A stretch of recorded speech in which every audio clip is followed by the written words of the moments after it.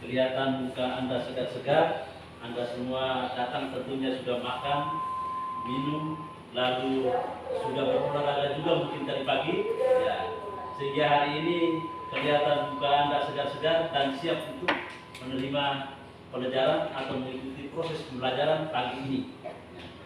Baik, hari ini kita akan mempelajari materi yang baru. Tetapi sebelum kita mengikuti proses pembelajaran materi yang baru pada pagi hari ini, kita dahului dengan doa. Maka Pak minta kita semua berdiri. Baik anak-anak sekalian, Bapak cek dulu kehadiran Anda semua. Hari ini apakah semua hadir atau ada yang tidak hadir? Hadir semua? Sebetulnya ada 15 siswa, tapi sekarang yang hadir berapa? Satu izin ya? Oke, terima kasih. Baik, seperti apa yang sudah Bapak sampaikan bahwa hari ini kita akan masuk atau mulai proses pembelajaran dengan materi yang baru. Seperti yang Anda lihat di depan, ya. Jelas ya di sini? Jelas, Pak. Coba Anda baca yang di depan. Nilai-nilai budaya masa praksara di Indonesia. Ya, dan nilai budaya masa praksara di Indonesia. Coba kita ulangi, semua kita ulang. Silakan. Nilai-nilai budaya masa praksara di Indonesia. Oke. Ya, hari ini kita akan pelajari materi. Ya. Sekarang Pak ingin tahu. Ya. Minggu kemarin kita belajar tentang apa? Minggu kemarin. Coba yang ini. Realita. Coba yang di belakang. Tentang globalisasi. Tentang globalisasi. Coba mungkin ada yang masih ingat yang ini mau jawab, silakan. Masa bercocok tanam. Masa bercocok tanam. Ya, masa bercocok tanam ini Masa perundingan. masa perdagian. Ya.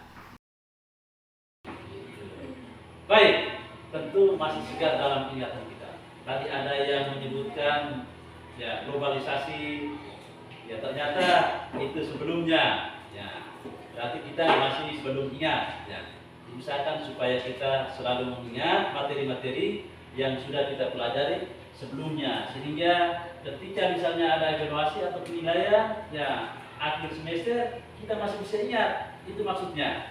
Jangan sampai setelah kita mengikuti proses pembelajaran lalu pada akhirnya kita lupa. Ya, kita lupa artinya sama dengan kita tidak belajar.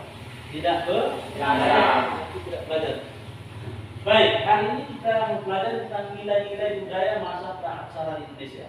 Itu berarti masih ada kaitannya dengan materi sebelumnya tentang periodisasi masa praksara. Masa praksara itu ada yang masih ingat masa praksara? Masa praksara itu apa? Ya, betul. Masa sebelum manusia mengenal tulisan. Ya, bagus. Masa sebelum manusia mengenal bentuk tulisan atau tulisan. Ya, manusia belum mengenal tulisan, itu masa praksara. Sekarang kita belajar tentang nilai-nilai budaya masa praksara. Apa yang dibuat manusia atau apa yang merupakan penunjang ya, budaya masa praksara di wilayah kita atau di wilayah Indonesia. Baik, kita lanjut.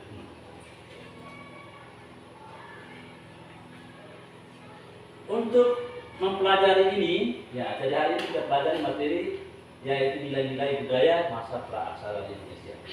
Ada pun beberapa tujuan yang ingin dicapai.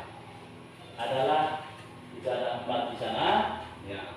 Jadi perhatikan baik-baik supaya pada akhirnya kita dapat memenuhi kompetensi yang diinginkan. Jadi yang pertama, mengidentifikasi nilai budaya yang berkembang pada masa praksara di Indonesia dengan cermat. Mengidentifikasi berarti kita berusaha untuk mengenal ya, apa apa itu nilai-nilai budaya pada masa praaksara. Itu yang pertama. Lalu yang kedua, kita menganalisis. Setelah kita kenal, lalu kita coba untuk menganalisis nilai budaya itu. Nilai-nilai budaya masyarakat Indonesia pada masa praaksara dengan baik. Kita misal kenal satu, ya, kita kenal satu, lalu kita coba identifikasi apakah nilai budaya itu masih berkembang atau sudah tidak ada lagi di lingkungan masyarakat kita. Kalau misalnya ada, apa? Ya, contohnya. Oke, itu yang kedua. Yang ketiga, kita dapat memberi contoh persamaan nilai budaya pada masa praaksara dengan nilai budaya yang ada pada lingkungan tempat tinggal kita. Apakah nilai budaya masa praaksara itu masih tumbuh dan berkembang, masih kita pelihara sampai dengan sekarang, sampai dengan yang ada di lingkungan tempat tinggal kita atau tidak? Ya, ini yang ketiga. Dan yang keempat, ingat baik-baik, kita dapat menyajikan hasil telaah tentang nilai-nilai budaya bangsa Indonesia pada masa praaksara dalam bentuk laporan tertulis. Itu artinya kita harus buat satu tulisan tentang nilai-nilai budaya yang kita pelajari. Tentu saja nanti dengan bantuan ya referensi atau buku-buku pelajaran yang sudah kita pelajari dan kita akan hasilkan. Itu 4 tujuan yang ingin dicapai setelah kita pelajari materi tentang nilai-nilai budaya masa praaksara di Indonesia. Oke, itu tentang tujuan yang akan dipelajari. Baik, yang berikut ya pokok materinya tentu kita sudah tahu tujuan pembelajaran di pokok materinya. Yang pertama nilai-nilai budaya masa praaksara. Lalu bagaimana contohnya, contoh tentang kesamaan nilai budaya pada masa praaksara dengan nilai budaya yang ada pada lingkungan kita. Nah, sebentar kita bahas itu materinya. Terus yang berikut kita punya tujuan tadi. Tujuan tadi sudah disampaikan. Supaya tujuan itu bisa tercapai, maka ada beberapa kegiatan yang akan kita laksanakan. Yaitu yang pertama, kita akan diberi kesempatan untuk melihat referensi ya, atau mencari referensi tentang ini ya, nilai-nilai budaya pada buku pelajaran. Ya, kemarin Pak sudah minta Anda untuk boleh membawa HP. Ya, itu artinya sebentar dalam kegiatan pembelajaran itu kita bisa menggunakan media ini untuk mencari info.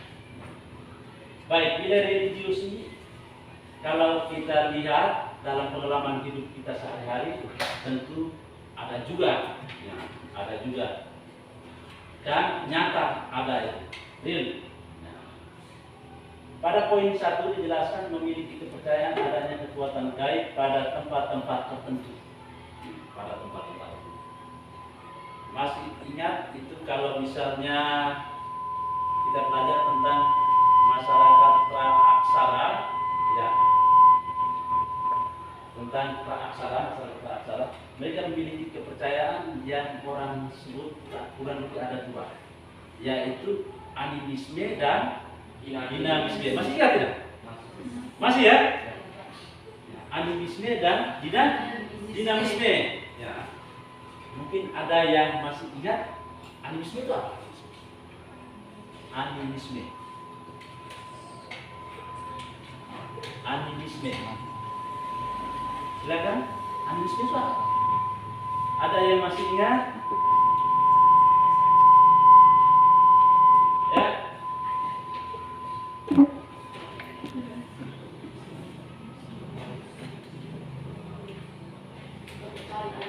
Ya, silakan ini. Kepercayaan terhadap roh halus. Kepercayaan bagus, kepercayaan terhadap roh halus. Ya. Apakah kepercayaan di sini masih ada di lingkungan kita? Bisa ada tidak? Masih ya? Masih ya.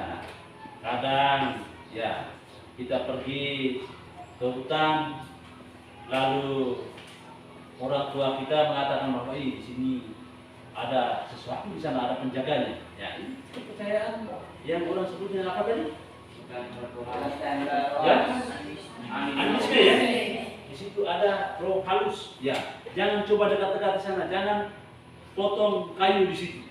Ya, dan ini jelas-jelas ada atau tidak? Ada ya kepercayaan seperti itu ya. Tetapi sampai dengan sekarang kita belum dapat membuktikan bahwa itu ada roh halus atau tidak. Tapi kepercayaannya ada ya. Kepercayaannya ada. Itu animisme. Ya. Lalu yang kedua tadi yaitu dinamisme. Ya, dinamisme itu apa? Ya. Kalau tadi kepercayaan terhadap roh halus itu animisme. Dinamisme itu apa? Ya, silakan. Kepercayaan bahwa benda memiliki kekuatan gaib. Ya, kepercayaan terhadap benda ya, yang memiliki kekuatan gaib, ya, memiliki kekuatan gaib. Jadi ambil contoh saja, misalnya penghapus, ya, ini memiliki kekuatan gaib. Karena dia ini memiliki kekuatan gaib, maka perlu diapakan?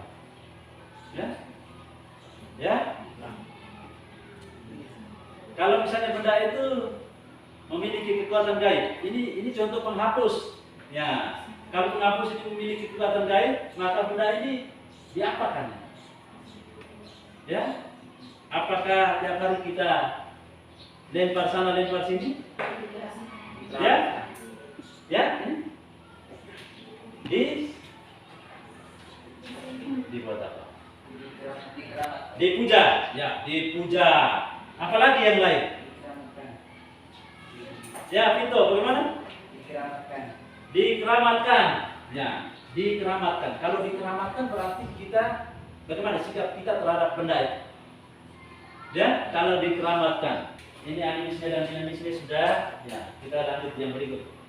Jadi ini nilai yang pertama. Oke, yang kedua. Nilai apa nih? Nilai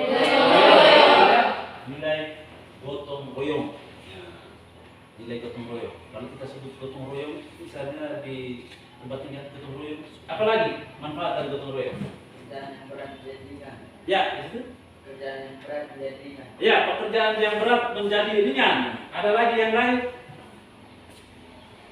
Ya, dalam nilai gotong royong manfaatnya apa? Ya, di belakang.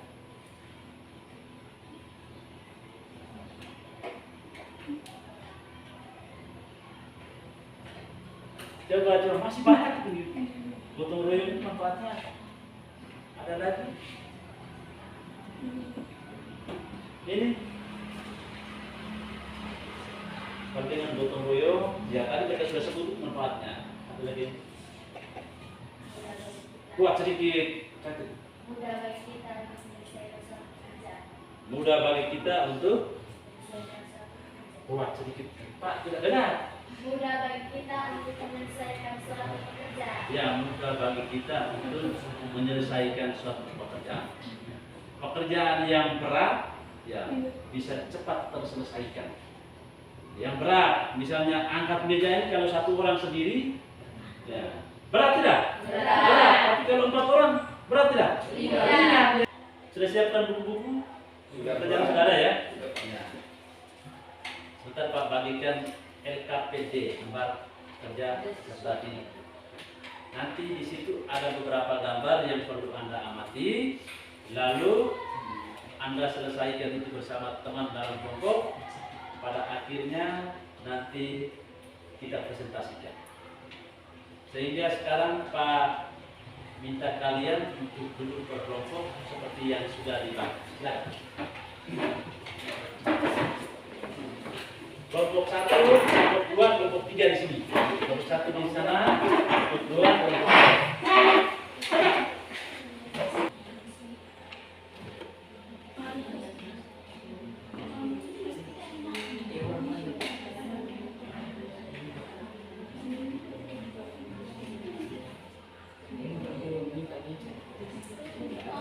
Seorang anak membantu makan, termasuk dalam nilai keadilan. dan sampai sekarang masih ada di lingkungan masyarakat. Contohnya adanya pembagian tugas sesuai dengan. Baik, pada akhirnya kita harus menyimpulkan beberapa hal menyangkut materi kita hari ini. Kalau pada kesempatan mungkin 1-2 orang bisa menyampaikan kesimpulan. Ada kelompok 1, kesimpulan dari kelompok 1 tentang hasil pembahasan kita hari ini. Contohnya ya, baik itu nilai gotong royong. Terima kasih kelompok 1. Dan kelompok 2. Marilah kita berdoa dalam Tuhan, terima kasih banyak karena Engkau telah menjaga kami selama kegiatan yang langsung.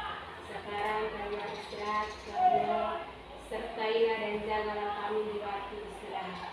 Nama yang kudus tetapkan puji kini dan sepanjang masa. Amin. Dalam nama Bapa dan Putra dan Roh Kudus. Selamat siang semua. Selamat siang.